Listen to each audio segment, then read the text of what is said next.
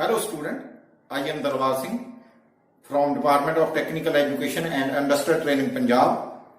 ਅੱਜ ਦੀ ਜੋ ਵੀਡੀਓ ਆ ਮੇਰੀ ਜਿਸ ਦੇ ਬਾਰੇ ਅੱਜ ਮੈਂ ਤੁਹਾਨੂੰ ਸਿਖਾਉਣ ਜਾ ਰਿਹਾ ਉਹ ਹੈ ਇੰਡੈਕਸਿੰਗ, ਡਿਫਰੈਂਸ਼ੀਅਲ ਇੰਡੈਕਸਿੰਗ ਤੇ ਕੰਪਾਊਂਡ ਇੰਡੈਕਸਿੰਗ। ਕੰਪਾਊਂਡ ਇੰਡੈਕਸਿੰਗ ਕਿਵੇਂ ਕੀਤੀ ਜਾਂਦੀ ਆ ਤੇ ਡਿਫਰੈਂਸ਼ੀਅਲ ਇੰਡੈਕਸਿੰਗ ਕਿਵੇਂ ਕੀਤੀ ਜਾਂਦੀ ਆ, ਇਸ ਦੇ ਬਾਰੇ ਅੱਜ ਮੈਂ ਤੁਹਾਨੂੰ ਜਿਹੜਾ ਆ ਉਹ ਦੱਸੂਗਾ।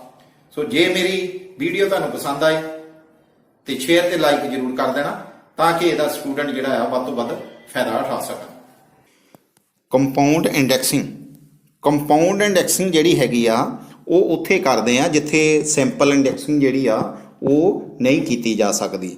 ਜਿੱਥੇ ਅਸੀਂ ਸਿੰਪਲ ਇੰਡੈਕਸਿੰਗ ਦੇ ਨਾਲ ਅਸੀਂ ਕੋਈ ਜਿਹੜੀ ਡਿਵਾਈਡ ਕਰਨੀ ਆ, ਜਿੰਨੇ ਅਸੀਂ ਟੀਥ ਕੱਟਣੇ ਆ ਉਹ ਸਾਡੇ ਨਹੀਂ ਕੱਟ ਹੋ ਸਕਦੇ।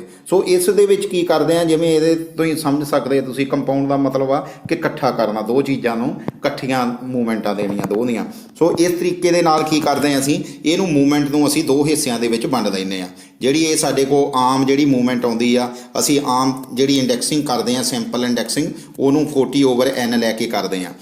ਤੋ ਇਸ ਤਰੀਕੇ ਦੇ ਨਾਲ ਇਹਦੀਆਂ ਦੋ ਮੂਵਮੈਂਟਾਂ ਦੇ ਦਿੰਦੇ ਅਸੀਂ। ਇੱਕ ਪਹਿਲੀ ਜਿਹੜੀ ਹੈਗੀ ਆ n1/n1, ਤੋ ਦੂਸਰੀ ਜਿਹੜੀ ਮੂਵਮੈਂਟ ਦਿੰਨੇ ਅਸੀਂ ਇਹਦੇ 'ਚ n2/n2। ਇੱਥੇ ਜਿਹੜਾ ਆ n, ਇਹਨਾਂ ਤੋਂ ਭਾਵ ਹੈਗਾ ਆ ਕਿ ਜਿਹੜੀ ਇੱਥੇ ਮੈਂ n ਲਿਖਿਆ ਹੈਗਾ ਆ, ਵੱਡਾ n ਲਿਖਿਆ ਹੋਇਆ ਆ, ਸੋ ਇਹਦੇ ਵਿੱਚ ਹੈ ਦਾ ਨੰਬਰ ਆਫ ਡਿਵੀਜ਼ਨ ਰਿਕੁਆਇਰਡ, ਕਿ ਸਾਨੂੰ ਜਿਹੜੀਆਂ ਡਿਵੀਜ਼ਨ ਰਿਕੁਆਇਰਡ ਕਿੰਨੀਆਂ ਆ।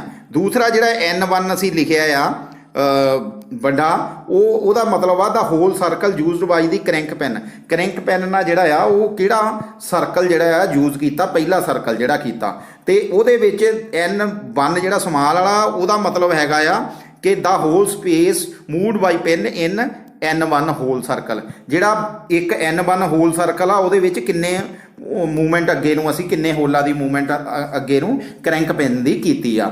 ਦੂਸਰਾ ਜਿਹੜਾ ਹੈਗਾ ਆ ਮੇਰੇ ਕੋਲ n2 ਜਿੱਥੇ ਹੈ, ਇਹ n2 ਜਿਹੜਾ ਇਹਦਾ ਮਤਲਬ ਹੈਗਾ the whole space moved by the plate and the crank pin in n2 hole circle. So n2 hole circle ਦੇ ਵਿੱਚ ਅਸੀਂ ਕਿੰਨਾ ਅੱਗੇ ਨੂੰ, ਉਹ ਦੇਖੋ ਇਹ ਜਿਹੜੀ ਹੈਗੀ ਆ ਪਲੇਟ ਨੂੰ ਵੀ ਦਿੱਤੀ ਜਾ ਸਕਦੀ ਆ, ਪਰ ਕਰੈਂਕ ਨੂੰ ਪੈਨ ਨੂੰ ਵੀ ਦਿੱਤੀ ਜਾ ਸਕਦੀ। ਸੋ ਇਹਦੇ ਵਿੱਚ ਜਿਹੜਾ ਹੈਗਾ ਆ, ਅਸੀਂ ਇੱਕ ਜਿਹੜਾ ਪਹਿਲਾਂ ਇੱਕ ਸਰਕਲ ਤੇ ਦੇ ਦਿੰਦੇ ਆ, ਫਿਰ ਦੂਸਰੇ ਸਰਕਲ ਤੇ ਜਿਹੜੀ ਆ ਉਹ ਅਸੀਂ ਮੂਵਮੈਂਟ ਜਿਹੜੀ ਆ ਉਹ ਦੇ ਦਿੰਦੇ ਆ। ਹੁਣ ਇਹਨੂੰ ਕੱਢਣ ਦਾ, ਕੈਲਕੂਲੇਸ਼ਨ ਕਰਨ ਦਾ ਕੀ ਤਰੀਕਾ ਹੈ। ਮੰਨ ਲਵੋ ਮੈਂ 69 ਟੀਥ ਜਿਹੜੇ ਕੱਟਣੇ ਸੀ, ਇਹਦੇ ਲਈ ਮੈਂ ਇੱਕ ਤੁਹਾਨੂੰ ਫਾਰਮੂਲਾ ਬਣਾ ਕੇ ਜਿਹੜਾ ਤਿਆਰ ਕਰ ਦਿੱਤਾ। ਸੋ ਇਹਦੇ ਵਿੱਚ ਜਿੱਦਾਂ ਮੈਂ ਪਹਿਲਾਂ ਦੱਸਿਆ ਸੀ ਕਿ ਦੋ ਮੂਵਮੈਂਟਾਂ ਆਪਾਂ ਦਿੰਨੇ ਆ। ਇੱਥੇ ਮੈਂ ਪਹਿਲਾਂ ਸਭ ਤੋਂ ਕੀ ਕਰਨਾ, ਇਹਦੇ ਵਿੱਚ ਜੋ ਸਾਡੇ ਕੋਲ ਰਿਕੁਆਇਰਡ ਟੀਥ ਹੈਗੇ, ਜਿੰਨੇ ਅਸੀਂ ਕੱਟਣੇ ਆ, ਜਿੰਨੇ ਅਸੀਂ ਸਾਨੂੰ ਡਿਵੀਜ਼ਨ ਚਾਹੀਦੇ ਆ, ਉਹਦਾ ਮੈਂ ਫੈਕਟਰ ਬਣਾਉਂਗਾ ਪਹਿਲਾਂ ਸਭ ਤੋਂ। ਜਿਵੇਂ ਇੱਥੇ ਮੈਂ ਬਣਾਏ ਹੈਗੇ ਆ ਫੈਕਟਰ ਗਿਵਨ ਟੀਥ ਦੇ 23/3, 23 ਤੇ 3, ਇਹ ਬਣਾ ਲਏ 23×3=69। ਸੋ ਇਸ ਤਰੀਕੇ ਦੇ ਨਾਲ ਮੈਂ ਇਹ ਲੈ ਰਿਹਾ। ਹੁਣ ਮੈਂ ਇਹਦੇ 'ਚ ਜਿਹੜੇ ਆ, ਇੱਕ ਤਾਂ ਮੈਂ ਹੋਲ ਜਿਹੜੀ ਆ ਸਰਕਲ ਉਹ ਮੈਂ ਸਿਲੈਕਟ ਕਰ ਲਊਂਗਾ 23 ਵਾਲਾ, ਦੂਸਰਾ ਜਿਹੜਾ ਆ ਉਹ ਮੈਂ 3 ਵਾਲਾ ਕਰ ਦਊਂਗਾ। ਦੂਸਰੀ ਮੂਵਮੈਂਟ ਮੈਂ ਜਿਹੜੀ ਆ 3 ਵਾਲੀ, ਪਰ 3 ਵਾਲੀ ਜਿਹੜੀ ਹੁੰਦੀ ਨਹੀਂ ਗੀ ਆਪਣੇ ਕੋਲ। ਤੋ ਇਸ ਕਰਕੇ ਮੈਂ ਕੀ ਕਰੂੰਗਾ, ਇਹਨੂੰ ਜਿਹੜੀ ਆ ਇਹਦੀ ਜਗ੍ਹਾ ਤੇ ਮੈਂ ਕੀ ਕਰੂੰਗਾ 33 ਵਾਲੀ ਲੈ ਲਊਂਗਾ। ਮੈਂ ਸਿਲੈਕਟ ਕਰ ਲੈਣਾ 23 ਤੇ 33 ਵਾਲੇ ਹੋਲ ਦੋ ਸਿਲੈਕਟ ਕਰ ਲਏ।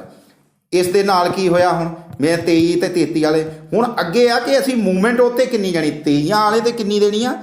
ਜਿਹੜਾ ਸਰਕਲ ਕੀਤਾ 23 ਵਾਲਾ, ਤਾਂ ਅਗਲਾ ਜਿਹੜਾ 33 ਵਾਲਾ ਕੀਤਾ ਆ ਉਹ ਆਪਾਂ ਕਿੱਥੇ ਦੇਣੀ ਹੈ, ਕਿੰਨੀ ਦੇਣੀ ਹੈਗੀ ਆ। ਸੋ ਉਹਨੂੰ ਜਿਹੜੀ ਆ ਅਸੀਂ ਮੂਵਮੈਂਟ ਅਸੀਂ ਦੇਣੀ ਹੈ। ਉਹ ਕਿਵੇਂ ਕੱਢਣੀ ਆ, ਉਹਦੇ ਵਿੱਚ ਫਾਰਮੂਲਾ ਬਣਾਤਾ ਕਿ ਗਿਵਨ ਟੀਥ, ਜਿੰਨੇ ਟੀਥ ਦਿੱਤੇ ਆ 69, ਉਹ ਮੈਂ ਇੱਥੇ ਲਿਖ ਲਿਆ 69 ਇਹਦੇ ਵਿੱਚ। ਫਿਰ difference of whole selected circle, difference ਕਿੰਨਾ, ਇੱਕ 23 ਵਾਲਾ ਮੈਂ ਸਿਲੈਕਟ ਕੀਤਾ, ਇੱਕ 33 ਵਾਲਾ, ਉਹ ਮੈਂ ਇੱਥੇ ਲਿਖ ਲਿਆ, ਦੋਨਾਂ ਦਾ ਡਿਫਰੈਂਸ ਕੱਢ ਲਿਆ। ਸੋ ਇਹ ਮੇਰੇ ਕੋਲ ਆ ਗਿਆ 10 ਤੇ ਇਹ 69 ਰਹਿ ਗਏ। ਫਿਰ ਮੈਂ ਥੱਲੇ ਲੈ ਦਿੱਤਾ 40 ਐਜ਼ ਇਟ ਇਜ਼ ਲਿਖ ਦਿੱਤੇ। ਫਿਰ ਮੈਂ number of whole selected first circle, ਪਹਿਲੇ ਸਰਕਲ ਦੇ ਵਿੱਚ ਕਿੰਨੇ ਹੋਲ ਸਿਲੈਕਟ ਕੀਤੇ ਮੈਂ, ਉਹਦੇ ਵਿੱਚ 33 ਵਾਲਾ ਕੀਤਾ। ਦੂਸਰੇ 'ਚ ਕਿੰਨੇ ਕੀਤੀ ਆ, ਉਹ ਮੈਂ 23 ਵਾਲੀ ਕੀਤੀ ਆ। ਸੋ ਇਹ ਮੈਂ ਜਿਹੜੀ ਆ ਪਲੇਟਾਂ ਜਿਹੜੀਆਂ ਹੈਗੀਆਂ ਸਰਕਲ ਜਿਹੜੇ ਆ ਉਹ ਹੋਲ ਸਰਕਲ ਜਿਹੜੇ ਹੈਗੇ ਆ ਉਹ ਸਿਲੈਕਟ ਕੀਤੇ ਆ। ਹੁਣ ਮੈਂ ਕੀ ਕਰੂੰਗਾ, ਇਹਦੀ ਕਰੂੰਗਾ ਕਟਿੰਗ। ਕਟਿੰਗ ਕਰਨ ਤੋਂ ਬਾਅਦ ਕੀ ਹੋਏਗਾ, ਮੇਰੇ ਕੋਲ ਇੱਥੇ ਇਹਨੂੰ ਮੈਂ 3 ਤੇ ਕਰ ਦਿੱਤਾ, ਇਹ ਮੇਰਾ ਕੱਟ ਕੇ ਇੱਥੇ 11 ਹੋ ਗਿਆ, ਤਾਂ ਜਿਹੜਾ 33 ਨੂੰ ਕੱਟਿਆ ਤਾਂ 11 ਆ ਗਏ। ਹੁਣ ਮੇਰੇ ਕੋਲ ਜਿਹੜੇ ਆ 10 ਤੇ 40 ਕਰ ਦੇਣਾ 4 ਦੇ ਨਾਲ। ਸੋ ਇਹ ਮੇਰੇ ਕੋਲ ਕਟਿੰਗ ਕਰਕੇ ਜਿਹੜੇ ਆ 1/44 ਆ ਗਏ, 1/44 ਆ ਗਏ। ਹੁਣ ਇਹਦੇ ਵਿੱਚ ਇੱਕ ਜਿਹੜੀ ਸਭ ਤੋਂ ਵੱਡੀ ਆ ਗੱਲ ਕਿ ਜੇ ਮੇਰੇ ਉੱਪਰ ਵਾਲੇ ਸਾਰੇ ਕਟਿੰਗ ਹੋ ਜਾਏ ਤਾਂ ਠੀਕ ਆ, ਯਾਨੀ ਕਿ ਉੱਪਰ 1 ਆ ਗਿਆ ਫੇਰ ਠੀਕ ਆ। ਜੇ ਉੱਪਰ ਨਹੀਂ ਆਉਂਦਾ 1 ਕਟਿੰਗ ਕਰਕੇ ਤਾਂ ਫਿਰ ਮੈਨੂੰ ਆ ਜਿਹੜੇ ਆ ਸਰਕਲ ਜਿਹੜੇ ਆ ਮੈਂ ਸਿਲੈਕਟ ਕੀਤੇ ਆ, ਪਲੇਟ ਜਿਹੜੀ ਆ ਜਿੰਨੇ ਸਰਕਲਾਂ ਵਾਲੀ ਸਿਲੈਕਟ ਕੀਤੀ ਇਹਦੀ ਜਗ੍ਹਾ ਤੇ ਮੈਨੂੰ ਦੂਸਰੇ ਕਰਨੇ ਪੈਣਗੇ, ਉਹ ਸਿਲੈਕਟ ਕਰਨੇ ਆ ਜਿਹਦੇ ਨਾਲ ਮੇਰਾ 1 ਆ ਜਾਵੇ।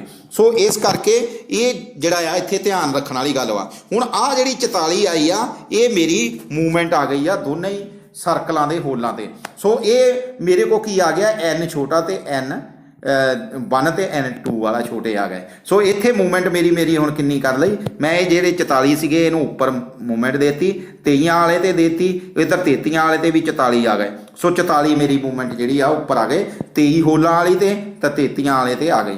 ਹੁਣ ਮੈਂ ਕੀ ਕਰੂੰਗਾ, ਇਹਦਾ ਜਦੋਂ ਕਰੂੰਗਾ ਕਿਉਂਕਿ ਇੱਕ ਕਲੌਕਵਾਈਜ਼ ਚੱਲਣੀ ਆ, ਇੱਕ ਐਂਟੀ ਕਲੌਕਵਾਈਜ਼ ਚੱਲਣੀ, ਯਾਨੀ ਕਿ ਇੱਕ ਸਾਈਡ ਨੂੰ ਚੱਲੂਗੀ, ਦੂਸਰੀ ਮੂਵਮੈਂਟ ਦੂਸਰੀ ਸਾਈਡ ਨੂੰ ਚੱਲਣੀ ਆ, ਉਹਦੇ ਉਲਟ ਚੱਲਣੀ ਆ। ਜੇ ਤੁਸੀਂ ਪਹਿਲਾਂ ਕਲੌਕਵਾਈਜ਼ ਕੀਤੀ ਆ ਦੂਸਰੀ ਨੂੰ ਐਂਟੀ ਕਲੌਕਵਾਈਜ਼ ਲੈ ਜਾਓ, ਜੇ ਪਹਿਲੀ ਐਂਟੀ ਕਲੌਕਵਾਈਜ਼ ਕੀਤੀ ਆ ਤਾਂ ਦੂਸਰੀ ਨੂੰ ਕਲੌਕਵਾਈਜ਼ ਲੈ ਜਾਓ, ਯਾਨੀ ਕਿ ਦੋਨੇ ਮੂਵਮੈਂਟਾਂ ਆਪਸ ਵਿੱਚ ਉਲਟ ਚੱਲਣਗੀਆਂ। ਇਹਦੇ ਵਿੱਚ ਜਦੋਂ ਮੈਂ ਕੀਤਾ ਇਹਨੂੰ ਡਿਵਾਈਡ ਕੀਤਾ, ਮੇਰੇ ਕੋਲ ਇੱਕ ਸਰਕਲ ਪੂਰਾ ਆ ਗਿਆ ਤੇ 23 ਵਾਲੀ ਦਾ ਤੇ 21 ਹੋਲ ਅੱਗੇ ਨੂੰ ਹੋਰ ਹੋ ਗਏ। ਸੋ ਇਦਾਂ ਹੀ ਮੇਰੇ ਜਿਹੜੇ ਆ ਮੈਂ 33 ਵਾਲੇ ਦੀ ਕੀਤੀ ਤਾਂ ਇੱਕ ਸਰਕਲ ਪੂਰਾ ਆ ਗਿਆ ਤੇ 33 ਜਿਹੜੇ ਆ ਮੇਰੇ ਕੋਲ 33 ਵਾਲੇ ਦੇ 11 ਹੋਲ ਅੱਗੇ ਨੂੰ ਹੋਰ ਆ ਗਏ। ਸੋ ਇਹਦੇ ਵਿੱਚ ਜਿਹੜਾ ਹੈ ਇੱਕ ਜਿਹੜਾ ਚੱਕਰ ਹੈਗਾ ਆ ਪੂਰੇ ਨਾਲ ਪੂਰਾ ਜਿਹੜਾ ਆਇਆ ਸੀ ਮੇਰਾ ਉਹ ਕੱਟ ਗਿਆ, ਦੋਨਾਂ ਹੀ ਪਾਸੇ ਹੈਗਾ ਆ।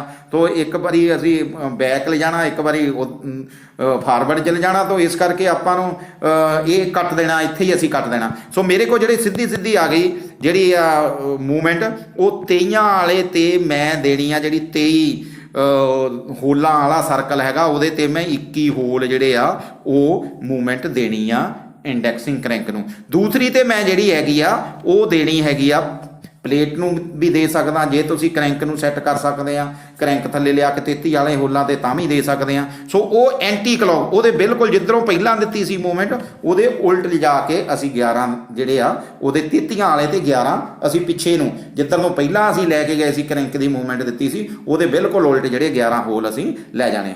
ਸੋ ਇਸ ਤਰੀਕੇ ਦੇ ਨਾਲ ਜਿਹੜੀ ਆ ਮੇਰੀ ਇਹ ਟੀਥ ਜਿਹੜੇ ਆ ਉਹਦੇ ਤੇ ਕੱਟੇ ਜਾਣਗੇ 69।